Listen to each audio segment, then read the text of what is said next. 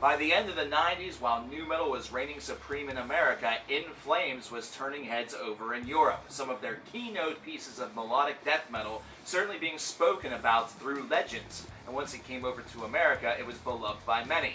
However, a couple years later, the band would explode, with albums such as Reroute to Remain and Come Clarity thrusting this band into the stratosphere. Festivals, long touring cycles, good sales numbers would follow, and now, here we sit in 2016, with In Flames being a very different band that they started off as, but also an extremely successful one. Based off of that, they have a huge fan base that's very decorated and also extremely loyal. But with anything else, that means that there are tons of folks that feel that In Flames is not the greatest thing since sliced bread, and in fact, there's a lot of people out there that started off as fans of this band, or still actually consider themselves somewhat affiliated with the group, but can't get into their more modern material. Well, let's discover a couple reasons why that is. Here are 5 reasons why people hate In Flames, and it's not always going to be a full-fledged hate where they just dislike the band completely. Some of these just mean that they don't listen to all of the material. And remember, these are the opinions of those that are on the outside. The research has been done to determine why these things are true. These actually don't share my opinions, considering I kind of like In Flames, always have kind of liked In Flames, and I'm a harsh on the band whenever I review them, simply because I think that they're capable of better. Number 5, they aren't heavy enough. Now this was sort of the original, OG opinion about bands such as In Flames, Soilwork, Dark Tranquillity, At the Gates, from conventional death metalers. Those that felt that the melodic side was something that was unnecessary within the death metal marketplace. Either that, or the groove metalers that felt that melodeath was simply a copycat. Now, that's kind of silly considering both were raised around the same time, but metalheads are not always the most logical of individuals. Take a look at some of the debates that you get about whether or not nu metal is important or not.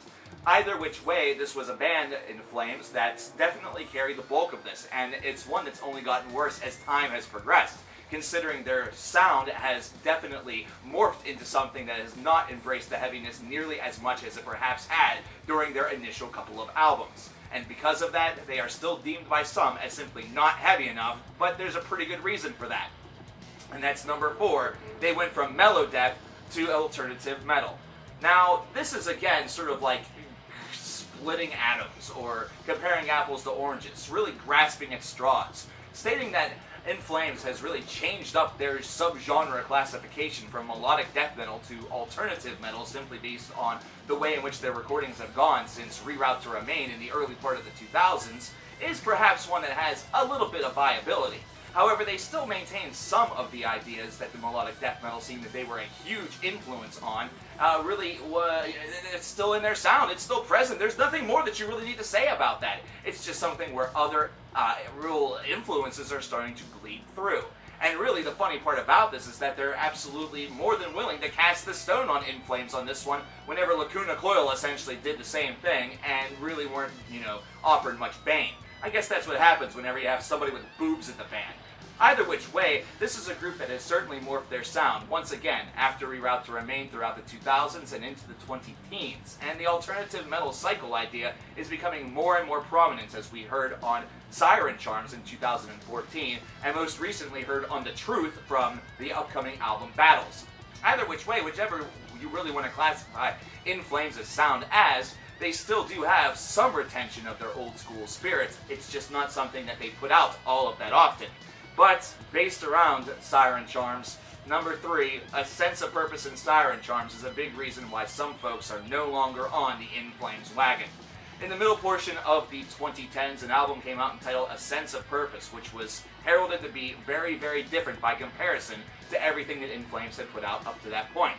And for fans that were already sort of dismissive toward the style that they were employing for albums such as Reroute to Remain, with now its 3rd mention, Jesus Christ, what a turning point, this was certainly not great news for those fans. Whenever A Sense of Purpose came out, it was almost instantaneously lauded by a lot of the fans of this band, not only the new ones that they had just gained through albums such as number 4, Reroute to Remain, but also by those that have been longtime subscribers to the In Flames sound all the way back to Lunar Strain Subterranean. Either which way, this was the first of 2 albums that have really been seen as 2 of the worst that the band has ever put out, or perhaps 2 of the worst albums of all time within the heavy metal construct, with the most recent one, Siren Charms, being seen as the second. Siren Charms in 2014 just seemed to watch this band aimlessly try to aim a little bit closer to the commercial rainbow. And based off of that, something just seemed to not click with these tracks. It was a disheveled mess that felt extremely disorganized, not to mention it didn't really have very much concrete flavor behind it. Either which way, these two albums have abandoned many a fan, and it's been based around the fact that they feel that In Flames was never going to release an album that they were going to be satisfied with again, considering what they were really expecting from the band in the first place. And another reason why people are kind of dismissive toward them, especially within the heavy metal construct, is number 2. They got popular. Yeah, I'm quarterback, I'm popular. My mom says I'm a gas, I'm popular. Got a girlfriend that's a cheerleader, whatever the rest of those Not a Surf lyrics are. Yeah, they're a popular band. That's really what I'm getting at. If you don't know who Not a Surf is, look them up. They're not metal, but fuck you. Neither are you, in most cases, especially based off of some of your comments, prick butt. Either which way, this is a band that got popular based off of number 5, Reroute to Remain. Yeah, this is the album that really gave them a lot of that, yeah, you could say, and make all the arguments about Colony, about Clayman, about the popularity of the Jester race, of the popularity of Horacle based off of the underground. But either which way, whether you want to admit it or not, based around Reroute to Remain and Come Clarity and the mid-2000s albums, this is where the band started to really gain a bulk of their fan base, especially in America. And based around that sole idea, period, there are a lot of folks out there that say, oh, they're popular and in the know? No thanks, not for me. Can't be, listening to that there popular metal, because if I listen to that there popular metal, people might think that I like bands like Five Finger Death Punch and Linkin Park. Oh no, like that's such a crime.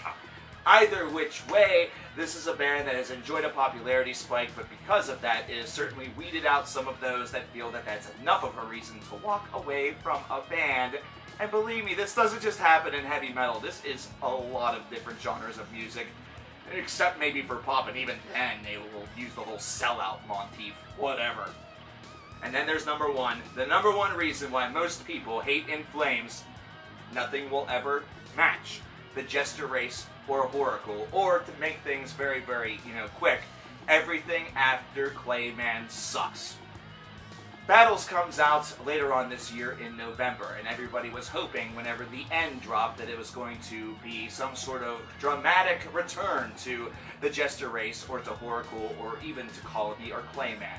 The band has no indication to do a part 2 of either of those albums, something that has been made very public within the construct of the band, through interviews, through different sound bites, whatever it may be. They just simply do not want to do it. However, that's what the people want. Well, at least some of them. And with every passing album, they come to In Flames, and they listen to the album hoping that the camp will once again be regained to their former glory, that they will have staked the claim that they once had, and they will fly the flag of true mellow death. And the reality then sits in very, very quickly that it's not going to happen, and they constantly complain about it, album after album after album. There's no sense of embrace for these folks. Instead of just walking away and just simply not looking back, they simply want to continue to believe that something that has been told to them will never happen is going to happen. Yes, I understand that the Jester Race and Horacle and albums from the earliest days of In Flames' career are definitely considered to be heavy metal treasures. I agree with a lot of those sentimentalities, principally based around the idea that they are phenomenal albums that showcase eloquent diversity. However, this is the sound that In Flames has now chosen to adopt, and this is the side that In Flames has decided they want to be. This is the hats that they want to wear. Let them wear it. However, for many folks, this is enough of a reason to do the whole cycle. New In Flames gets announced. Insult the fact that New In Flames is announced. New song comes out. Must listen to new song. Hates new song, even though they probably knew that they were going to hate it beforehand, but they had a subtle thought that maybe they were going to hate it because it was going to be like a Just a Race or Oracle. Leave comments about song. Get mad. Listen to record. Do the whole thing again. That's what they do. That's the cycle. That is the clock of some In Flames fans. Either which way, they've lost a lot of fans based around this, but In Flames has also gained a large amount based around what they do, and that's really, at the end of the day, all that they really want. But there you have it, ladies and gentlemen, 5 reasons why people hate In Flames. This one was a bit challenging, to try to keep things a bit fresh. And I only mentioned Reroute to Remain 5 times. That's got to be some sort of record. I thought it was just going to be those would be the 5 reasons. If you think there's another band out there that needs roasted, toasted, burnt to a crisp, and bringing down their house, a house afire, house on fire, your sex is on fire, let me know in the comments below. I'm coverkillernation, and I will talk to you guys next time whenever we examine 5 reasons why a band is hated by a bunch of Looney Tunes on the internet. Take care.